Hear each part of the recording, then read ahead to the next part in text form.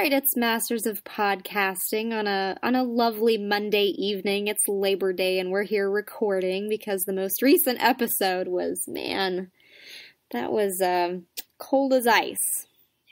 We're really laboring away here. We are. A little bit. I still think it's funny, we were talking earlier, 7 just felt like it was so reverse engineered, and now 8, it's one of those things, I watched it, and as I was watching it, I thought I had things to say, and then looking back, I thought, no, it almost feels like filler between 7 and 9. Yeah, it kind of feels like this little bit of plate setting, especially since Bill and Ginny are apart for pretty much the entire episode. So what's happening with the side characters, you've got like that Helen and Austin subterfuge, which quickly gets nipped in the bud, and then the whole Libby Coach Edley thing. that was great. That little smash cut to them just like humping away in the bed. That was interesting. That was an interesting cinematographic choice. Just boom, and then like cut away after a few seconds. Like, oh, yep, here we go, checking in. All right, we're done. In medias res, obviously. Yeah. So a lot is going on here, and I think we can start out by talking about Bill's fragile mental state and emotional state as reflected in his styling and costume choices, because never has he looked more like a schlub, like a nebbish physics professor at the university than he did in High Anxiety. I mean, that was pretty telling. And showing up in Ginny's house. It was interesting, the contrast between him at the end of episode 8, like taking out his key and then very carefully choosing to put it away and ring the doorbell instead. I think that speaks volumes. I couldn't tell at the time whether it was more out of a sense of like knowing that their rift is getting bigger and bigger, or if it's more, well, I should be on my best behavior and really try to curry favor with her by not just walking in kind of thing. But obviously that gets thrown to the wayside, and he's just like hanging out in her house in the dark when she comes home. Crying in the dark like a totally normal person. Was he crying? It looked like it, because that's the first thing that I saw, was he was just kind of like sitting there anxious, and it looked like he was kind of, glassy-eyed in that suspicious way, so I was just waiting for him to be like, I miss you, and start bawling. I thought he just looked paranoid and like tweaked out. Like he just, when I read the title for this one, I was like, I took it as literally as like Monkey Business has ruined me for the literalness of these titles, and I was like, High Anxiety, oh shit, Luckily this show is not that outlandish. I was glad to see. If we started being that on the nose, I would be very, very sad. Yeah, a little bit. So, let's talk about Ginny's increasing hypocrisy and just her, like, duplicity, like just the level of lying that's going on here. Like she is, like, I get that she's at a basic level outraged because he chose to start the surrogacy program without her, but then she sets it on this base. I was out sick and you started it without me. See, that's already just like, oh my God, you don't get to do that. Well, and it would have made sense if she could have been like, look, we talked about this for months and months. I didn't want to do it, and then you started it in a weekend without me. Like, if they had framed the argument differently, I think we would have been more sympathetic, but I think it's a very purposeful decision to show Bill kind of off his rail and to show Jenny as someone who is trying to take control, even in that, as you said, like, icy way. Well, and they very deliberately included that line about, I was sick. She's keeping up with these lies and just piling them on top of each other. Yeah, they're on two totally different levels, and she is not sympathizing with him at all, and she's just... Well, I think to some extent I can understand her not being immediately sympathetic because, you show up at your house in the middle of the night, and here's your years-long lover sitting there in a crying, depressive episode. Like, of course you would probably be concerned, but maybe you wouldn't jump straight to, oh my God, I'm so sorry you're feeling this way. Like, So on the one hand, I can kind of see like her initial reaction, but when it continues across the episode, it's one of those things where, again, you just have to wonder at the way that Ginny's mind works, because if she doesn't deliberately want to sabotage herself, she's doing a damn good job. Okay, I suddenly remembered what it was. It's this. It's interesting that we don't see the reveal of Bill, like, unveiling the surrogacy program and Ginny's reaction to it. Instead, we see all this fallout. Like, she's been icing him out for days on end, and now he's freaking out because the way that beat comes across in the story coaches the audience. Like, it's guiding us toward being very sympathetic to Bill. Like, because we get this, he goes to her house, is very polite, respects her space, doesn't insist on coming inside, is totally cool with, her closing the door and whatever. And it's very sweet. And then next episode, all of a sudden, she's just like nuclear, just like DEFCON angry with him, and is, just laying it out for him. And he's very apologetic, like the most apologetic we've ever seen him. So it's clear, it's interesting to me that she's being built up. There's all this bitterness, this resentment. It seems to be building towards something, but I'm reluctant to hedge my bets on what it might be, because while I want the show, I want there to be some kind of consequence for all this betrayal and all this lying, but at the same time... Well, and see, I guess I'm not assuming there's going to be a consequence for her lying, because in essence they've been lying to each other on and off at different times for 10 plus years. Yeah. So, like, what does this matter in the scheme of things? It's another drop in the bucket. But I am interested to see where it's going to go, if it endangers, the clinic and the professional side of that equation. Mm-hmm. Just because, personally, they're both not necessarily able to, but at least can fight and fuck and then just essentially have a detente for a while. And because the professional side of things has always been so stable, but when that's out of balance, I'll be interested to see, how it readjusts. Are you starting to wonder if maybe they won't be able to recover from this? Yes and no. I think, you mentioned what your end goal is for Bill at the end of this season, and I think that would be honestly very interesting if you want to go ahead and share.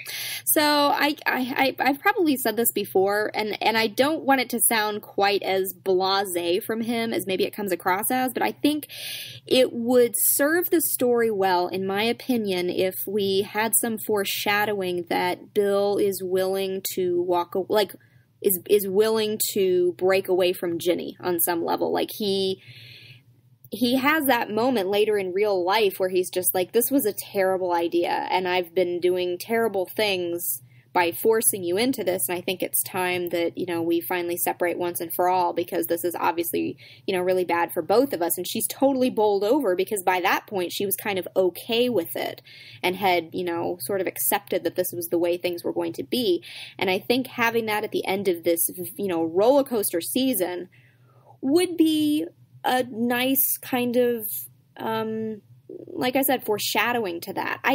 The fact that everyone knows historically that Bill completely freaked out and went and divorced Libby and then went to Ginny and just begged her to marry him, I don't know if I would find that believable given the state of mind that Ginny is in, just because she's so bitter.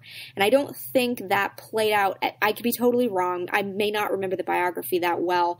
I don't think in real life Ginny was like mad at Bill at the time when he proposed to her. I think she was just kind of bopping along with this third guy. Well, and that's the thing, I disagree that Bill might not be in the headspace to do that sort of thing at this point in the show, because clearly he's just getting more and more desperate. Oh, no, I agree that Bill is in the right headspace. Ginny is not. Ginny is not. I don't think she's in a good space to be persuaded, because the real Bill's argument was, we have to stay together for the good of the business. Now, if there is some threat to the business and he pulls out that argument, then I would find that believable. And that may very well be where they're going with this. I think, too, though, that they've already added a lot of different loops to jump through for that particular argument to ring true, because sure, they have to stay together for the sake of the business, but it would also mean that Bill has to divorce Libby, Ginny has to divorce George, and dump Dan Logan or whoever she's with, and they have to get together and keep the clinic alive. So it's... Do you think that's too much to happen by the end of the season? I think so. One of those things happening, or maybe even two, but not all.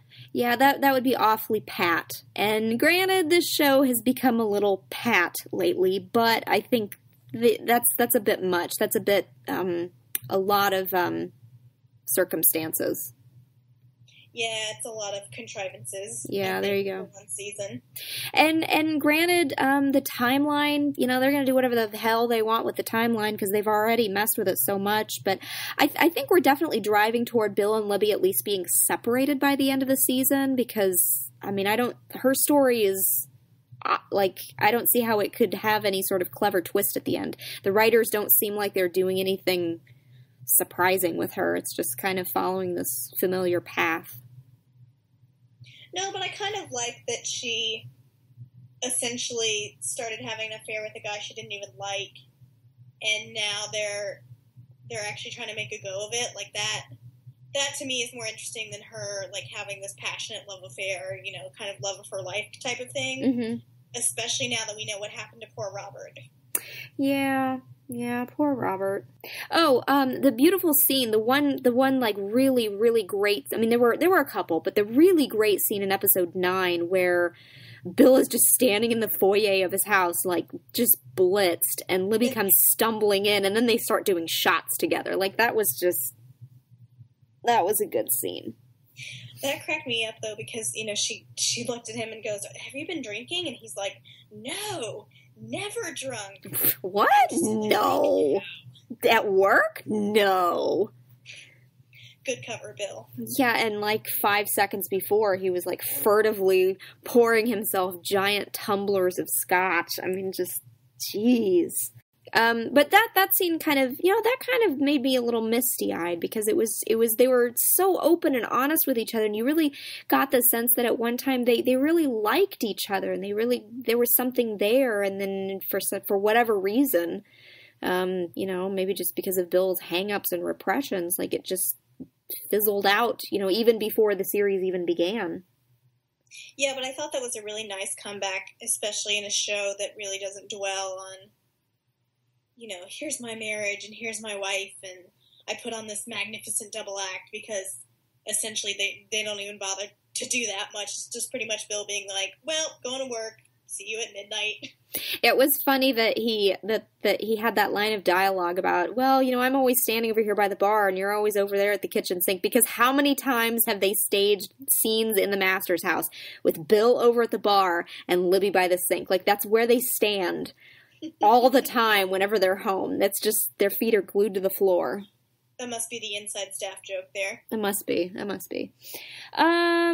What else do I want to talk about? Oh, let's talk about a bit about the idea of placebos and surrogates and controlling other people's lives. Dive in. Particularly, Betty says that, but of course, when you have a placebo, it's the belief that really makes that possible. You can have control over other people's lives if you can get them to believe that whatever it is you're hoping for is possible and is real. And that's kind of in two things that this series has referred to this season. The first is the placebo effect, and the second, I was surprised that Betty said that, given that she's so up on the Dale Carnegie thing, which is like the #1 manual for manipulating and controlling other people so that they agree with and do whatever it is that you want. But I think, too, it's, she's kind of that dual mind, like... Maybe what I don't know why I'm thinking of Harry Potter all of a sudden, but they talk about occlumency and, like, mind control and how some people are stronger than others and can, resist it more easily. And so in a sense, I think it's kind of that same thing where she's thinking, oh, well, yeah, you are only responsible for your own actions. Like, no one controls you. You have free will. You have choice, etc. But then at the same time, she's thinking of all the sad sacks who came through and, maybe they did have control over their life and their choices, but either chose not to exercise it or thought they had no control and so let themselves be kind of bowled around. And maybe she was thinking more in terms of the extremely personal, like in terms of, I don't know, the Carnegie thing and the placebo thing tend to go more toward actions that people take towards, some sort of outside goal, like accomplishing some social act. Right. Whereas controlling another person, I think you're probably right in that she meant more like, I think it was intended as a warning, like if you just, I don't know, I lost my train of thought again, but yeah, I see what you're saying. But you think it was intended as a warning for Bill or for, like, generally? Well, obviously it was intended as a warning, like if you're going to try to control Ginny, she's just going to, she's just going to push back against you because she's so independent-minded. And isn't it interesting that in the same episode, we were talking about Bill and Libby doing shots together. I can't remember whether that took place before or after he had that conversation with Betty. I think after. He says, or Libby asks him, what do you do when someone just, won't do what you want or won't behave the way that you want or won't react to you the way that you want? And he says, redouble your efforts. And that's exactly what he does throughout the episode. And this just comes off as, it just reeks of desperation and no one wants, like even Betty is kind of put out by it. Like, holy shit, I should not be seeing you in this state. And why are you bringing me into this? And I don't want to know any of this about your personal life with Ginny. And this is just beyond me. And then he has that conversation with Nora. And really it's almost like Ginny, in a weird way, has taken the place of his father. And I don't mean in terms of the physical beatings and abuse, but I just mean in terms of, like, being that you can't walk towards, like, you can't walk up to the horizon. You will never be enough for this person. You will never be good enough, no matter what you do. And I think, hopefully, some conversations with Nora will help him start to realize that. But then again, that assumes that this would have a happy ending, which obviously it won't. Well, and see, I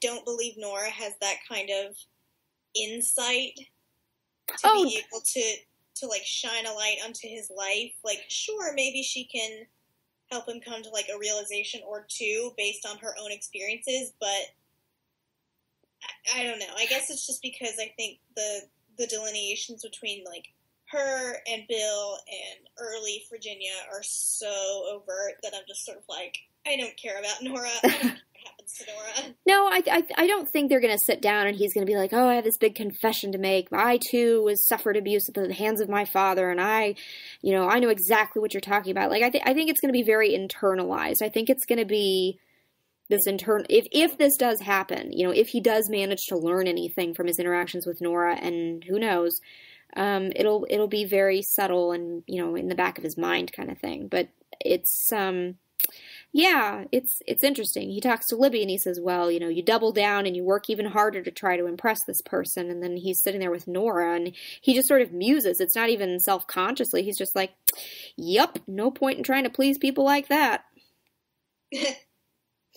So, I think the last thing I wanted to talk about was Ginny's newfound confidence and her sense of control, kind of playing into that idea of having control over other people's lives, and that sort of goes toward the placebo. But like she's talking about creating a perfume that will give women confidence to go out and do whatever it is that they want to do, and that she's really found confidence in herself and the ability to stand up for herself. We sort of mentioned that it has a bit of a vindictive edge to it.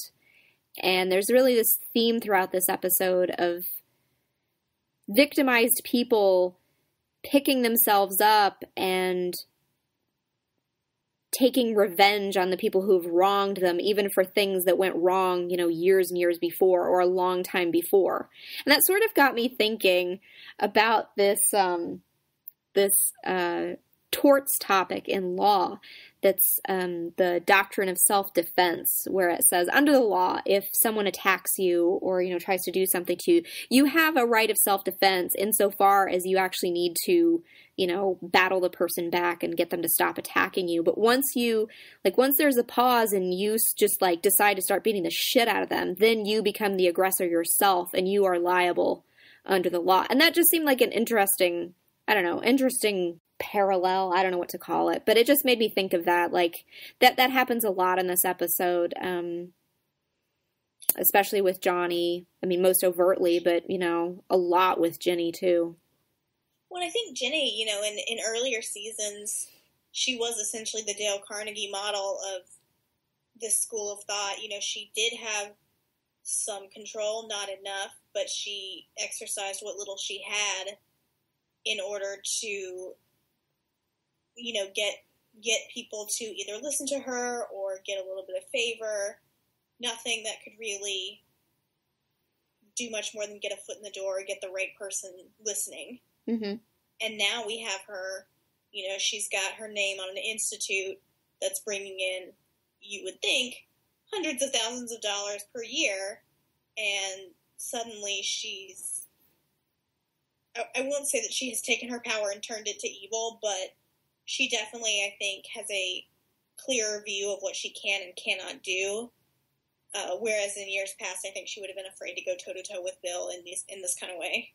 Yeah, and he does deserve a bit of pushback for the way he's treated her over the years. I mean, it's kind of, the chickens have finally come home to roost.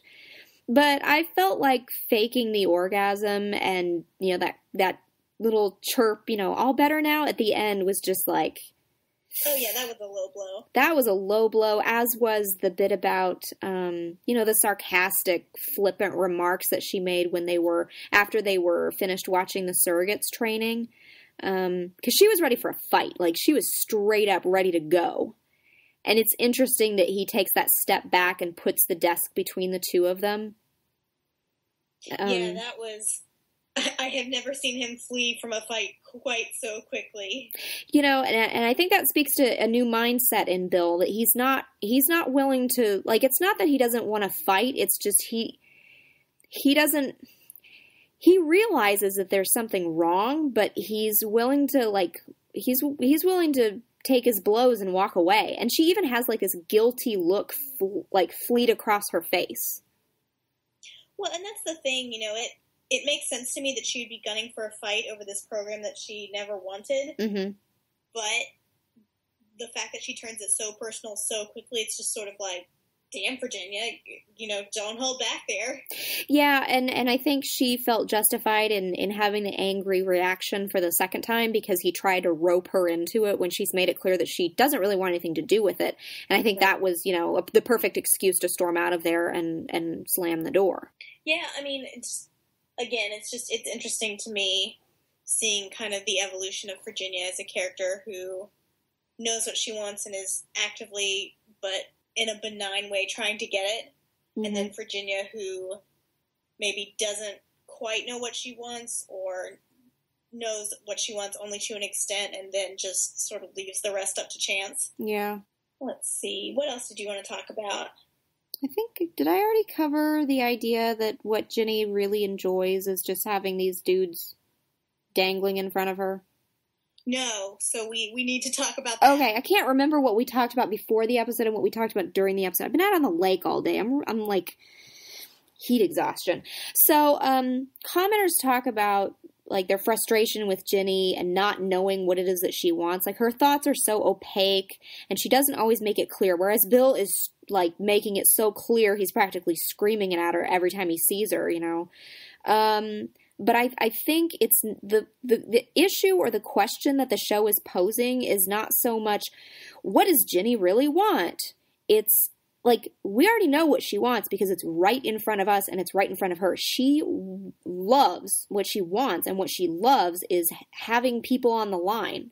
She likes having power over powerful men. She likes the drama and this back and forth. Who's she, one guy on one side and one guy on the other kind of thing. I think she kind of gets off on that back and forth and, you know, the a variety of choices kind of thing. Like she could do whatever she wants. She likes possibilities and open doors, and she doesn't want to commit herself to any one thing by, you know, shutting one person down or accepting the other. And I think that's kind of why in the previews for episode 10, you know, she keeps this business with Dan Logan, and he goes back and forth. Oh, I'm gonna leave and go back to New York City, and we're just gonna have to see each other. Oh, no, I'm not. No, I'm just gonna show up whenever I feel like. Like, that's kind of a different take for her, because she's used to being the one who's just like, well, I'm just gonna choose, and I'm not gonna tell you what I'm gonna choose, but I'm just gonna do whatever I feel like.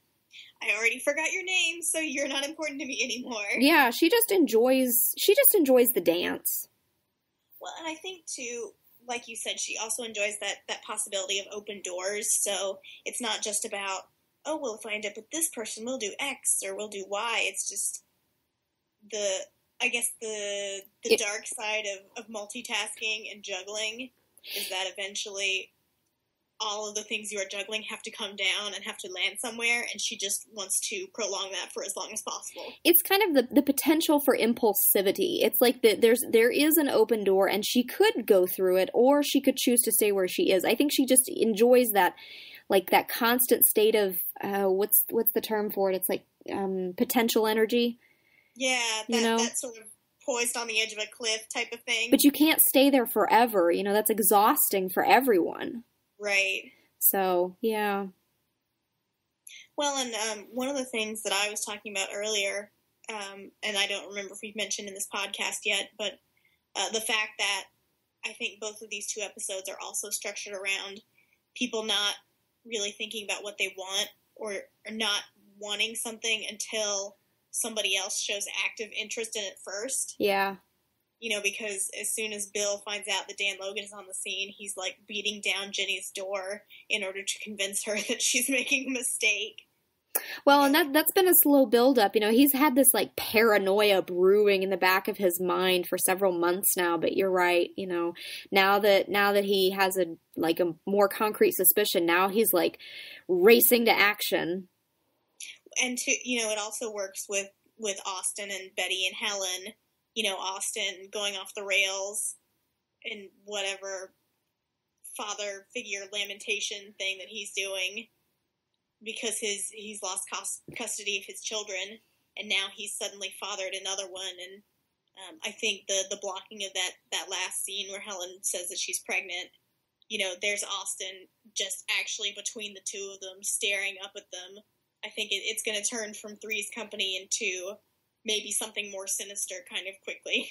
Yeah, very, very very true possibility there, I think. Because who knows? He might get litigious about, you know, getting some child of his own. Who knows? But that's a good point about, you know, not knowing that you want something until you see somebody else with it. And that might be what we see down the road later happen to Virginia, is that Bill, maybe he hasn't moved on, but maybe he has slipped from her orbit in some capacity, and then suddenly she's desperate to go back to him.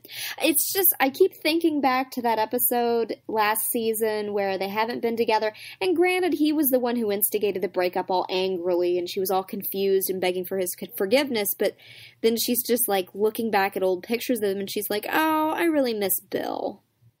I know, right? And wow, man, these people turn on a dime. Can't make up their minds. You know, they turn on a gorilla. I don't know. Can't make up their minds. So I can't think of anything else directly that I wanted to talk about. I think I'm good. Yeah, I think that's about all I had to say for this episode as well. Yeah.